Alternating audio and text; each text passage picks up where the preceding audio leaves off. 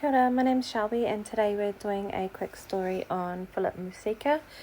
So Philip Musica was born in 1877, 6 years before his family immigrated to America from Italy.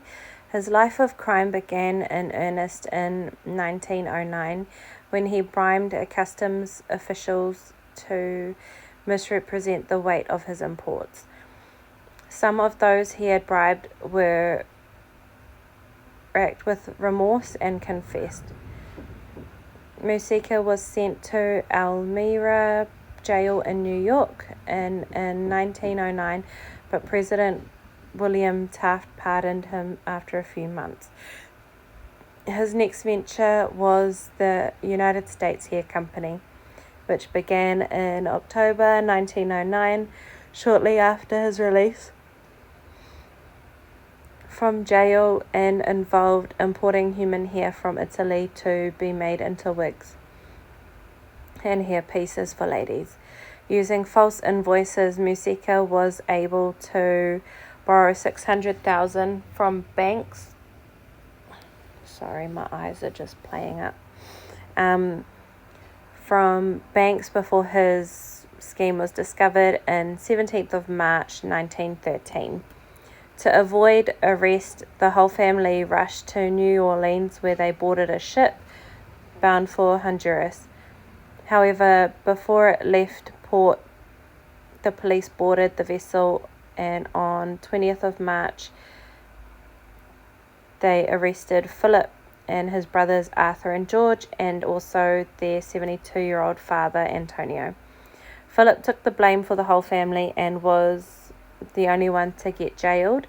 In April, he was sent to the Tombs prison in New York, where he became a waters narc and was released in 1918.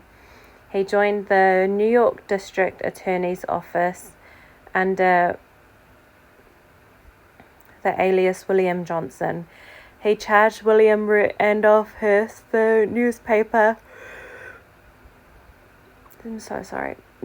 tycoon, with favoring Germany over the Allies in the First World War, and later persuaded two Sing Sing convicts to give a false testimony against Joseph Cohen when he was tried for the murder of Barnett Bath. In 1920, before sentence was passed, the deceit was discovered and Musica indicted, but before he could be arrested, he fled.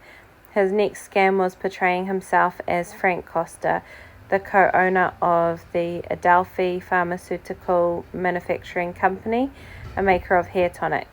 Despite prohibition, the company was able to purchase 19,000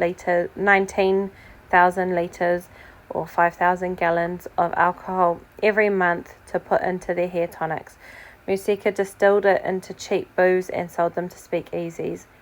The Musica family brought a successful drug company, and Frank Costa became Frank Donald Costa and began to milk it for every dollar, issuing fake invoices and paying the money received to the family coffers. The end came when Julian F. Thompson was hired in 1937, and he discovered that the company was built on nothing. The New York Stock Exchange suspended trading in the company in early December 1938. As an investigation began, Musica shot himself in the head in his Connecticut bathroom on 16th of December 1938. He fell into the bathtub to avoid getting blood on the new carpet. His widow wailed, "My God, Daddy, why did you do it?" Close quote, for hours after his death.